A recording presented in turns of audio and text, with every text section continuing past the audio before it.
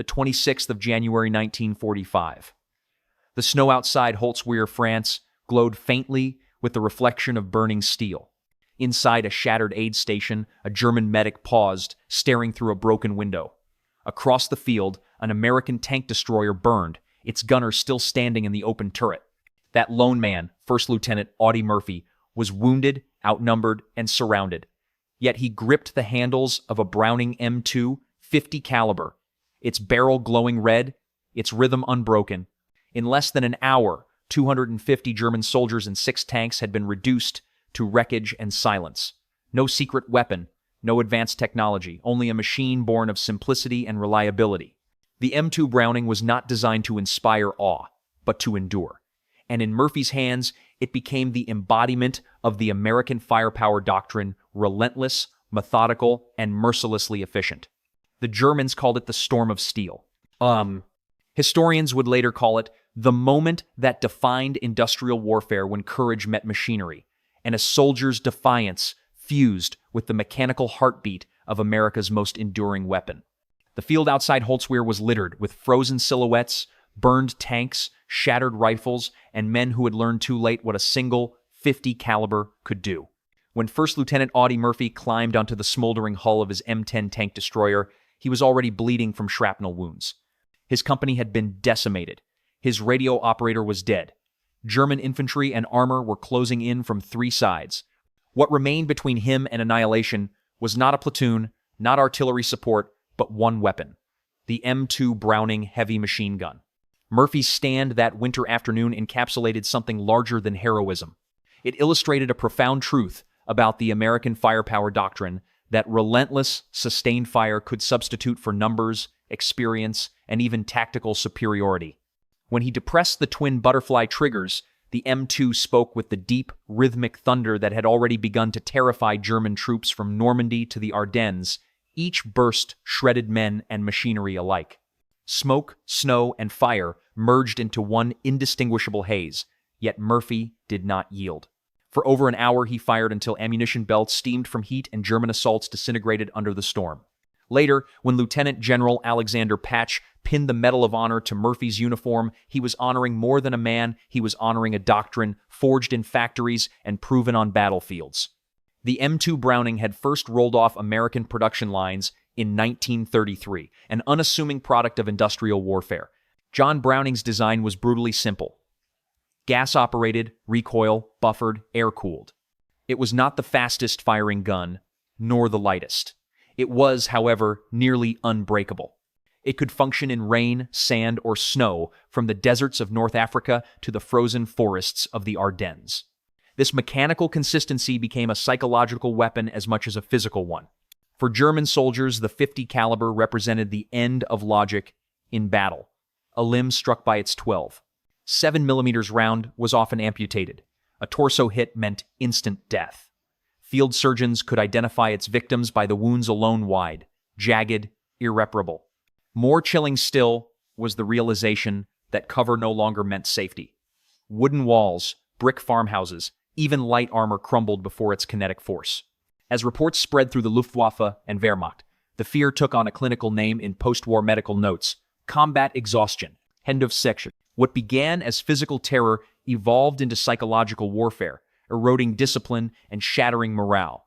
The weapon's secret was not innovation, but endurance. The American belief that reliability multiplied by mass production would always outweigh perfection crafted in scarcity. In Holzwihr, Murphy proved it alone. Across Europe, an army of men and machines would prove it again and again. 2 years before Holzwihr, the Luftwaffe ruled the skies over Europe with confidence born of experience. But on the 6th of September 1943, that confidence was shattered above Stuttgart. As 388 B-17 Flying Fortresses crossed into German airspace in tight combat box formations, veteran German pilots prepared their attack runs. They had faced Spitfires and Thunderbolts before, but nothing like this. When they dove in, they met not fragile bombers, but airborne fortresses spewing streams of fire. Each B-17 carried 13 M2 Browning, 50 caliber machine guns, manned by disciplined crews who had practiced firing arcs, deflection shooting, and overlapping fields of fire. A single formation of 36 bombers could unleash over 6,000 rounds per minute, transforming the air around them into a metallic hurricane. German fighters broke through that wall of steel only to find their wings shredded, engines burning, canopies shattered. What these pilots confronted was not just an aircraft, it was the manifestation of the American firepower doctrine. Instead of relying on speed or maneuver, the United States relied on saturation fire and mechanical reliability. The M2 Browning could sustain prolonged bursts without jamming, even in the thin, freezing air at 20,000 feet. Where the German MG-131 and MG-151 cannons froze or misfired, the American guns simply kept firing. Pilots like Oberleutnant Heinrich Wormhöller wrote in despair that attacking a bomber formation was like flying through a storm of steel. He saw tracers everywhere, one glowing round for every 5 invisible bullets. For every tracer you see, he wrote, 4 more unseen bullets are already flying past. This relentless rhythm broke the Luftwaffe's offensive spirit. By October 1943, Germany's elite fighter groups had begun losing their most experienced aces faster than they could be replaced. The B-17 Flying Fortress had turned the act of defense into an offensive weapon. Below them, American engineers and planners recognized that air superiority was no longer about acrobatics, it was about logistics. Factories in Detroit and Hartford were producing M2 Browning guns faster than Germany could manufacture spare parts for its own fighters. Each replacement bomber rolled out fully armed, each with tons of .50 caliber ammunition ready to feed its guns. The battlefield had become an equation, and the United States had mastered the mathematics of industrial warfare. The effect on German pilots went beyond the physical. Every engagement reinforced a sense of futility, the belief that survival depended not on skill, but on luck. This was psychological warfare in its purest form. Fear amplified by repetition, hopelessness sealed by reliability. The more the Americans fired, the more the Luftwaffe's resolve disintegrated. In the skies above Europe, the lesson became clear. Precision might win duels, but reliability wins wars. When American troops landed in Normandy, they brought more than courage and steel. They brought doctrine, a belief that firepower, applied continuously and indiscriminately, could grind any resistance into submission. The fields and hedgerows of the Normandy bocage became the laboratory where that theory was tested. Every jeep, truck, and tank mounted an M2 Browning .50 caliber machine gun. Convoys moving through narrow lanes operated in overlapping arcs. Vehicles on the left fired left, those on the right fired right, saturating both flanks in suppressive fire. This system, documented later as reconnaissance by fire, made every approach to an American column a death trap. German ambush teams found themselves annihilated by returning fire before they could reload their Panzerfausts. It was not just tactics, it was industrial logic. When ammunition is limitless, the safest movement is constant shooting. The M16 Quad 50, a half-track originally built for anti-aircraft defense, became the personification of excess firepower. With 4 heavy barrels delivering over 2,000 rounds per minute, soldiers nicknamed it the Meat Chopper. In the Battle of the Bulge, its thunderous bursts shredded infantry assaults, its tracers illuminating snowfields where men fell faster than they could advance. Even the most hardened German veterans of the Eastern Front called the experience inhuman. Urban warfare magnified this terror. In towns from St. Lo to Aachen, American tank commanders learned that the .50 caliber could erase resistance house by house. Walls that once promised safety crumbled under its impact. German machine gun crews, manning their vaunted MG-42S, found themselves outmatched not in rate of fire, but in survivability. The M2's rounds tore through plaster, brick, and bodies alike. It was no longer a duel of marksmanship, it was architecture collapsing under relentless geometry. At night, the battle acquired a spectral quality. American crews fired mixed belts, 1 tracer for every 4 ball rounds, sending red streams across the darkness. German soldiers, watching from shattered windows or muddy foxholes, described the sensation of seeing death arrive. Each glowing arc was a promise of 4 invisible bullets following behind. The instinct to dodge was useless. By the time they saw the light, the rounds had already struck. It was psychological warfare at its most primal, a fusion of fear, math, and inevitability. Even when German units were unscathed, their minds were spent. Commanders reported soldiers refusing to move by day, freezing under fire at night, whispering prayers as the tracers passed overhead. The American firepower doctrine had achieved its goal. Where the Germans sought efficiency, the Americans pursued abundance. And in that abundance lay the quiet, mechanical certainty of industrial warfare. The idea that reliability, multiplied by scale, could crush even the bravest army. From the skies above Normandy to the forests of the Ardennes, American air power mirrored the same relentless logic that had defined its ground forces. The P-47 Thunderbolt, affectionately known as the Jug, carried 8 M2 Browning, 50 caliber machine guns in its wings. A single flight of 4 could unleash over 13,000 rounds per minute, enough to erase entire columns of vehicles in seconds. To German soldiers on the ground, the deep growl of the Thunderbolt's radial engine meant only one thing: annihilation from above. The Luftwaffe, already crippled after Operation Cobra, could do little to contest the skies. Its pilots were fighting a losing arithmetic, one that favored mass production over mastery. Each American aircraft that fell could be replaced within weeks. Every German loss was irreplaceable.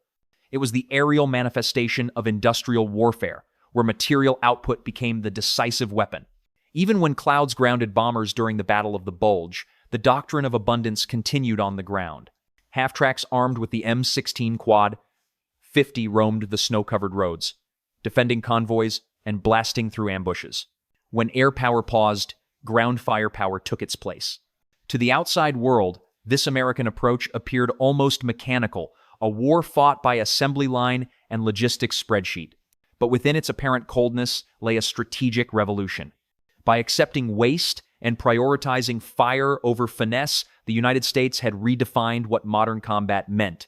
Officers of the defeated Wehrmacht and Luftwaffe, writing in Allied debriefings after 1945, admitted a grudging respect.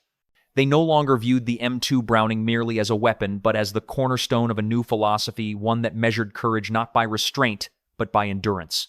This was the essence of the American firepower doctrine. Fire without hesitation, fire without fear of shortage, fire until the enemy's will dissolved. It was efficient not because of technology, but because of psychology. The Germans had fought with precision. The Americans fought with inevitability. And inevitability, once mechanized, became unstoppable. When the smoke of Europe's battlefields finally lifted in 1945, one truth remained as immutable as the iron that forged it. Reliability had triumphed over brilliance. The M2 Browning, 50 caliber machine gun, forged in factories and baptized in fire from the Normandy bocage to the Battle of the Bulge, had become more than a weapon. It was the mechanical embodiment of the American firepower doctrine, a principle that defined an era of industrial warfare.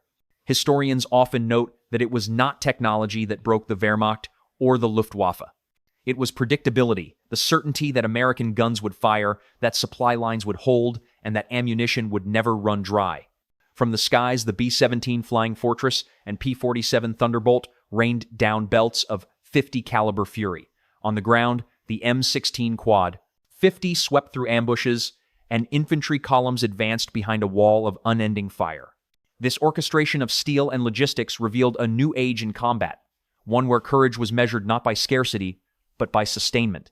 The weapon's echo reached far beyond Europe. In the jungles of Korea, the deserts of Iraq, and the mountains of Afghanistan, the M2 Browning continued its ceaseless rhythm, unchanged in design, unmatched in endurance.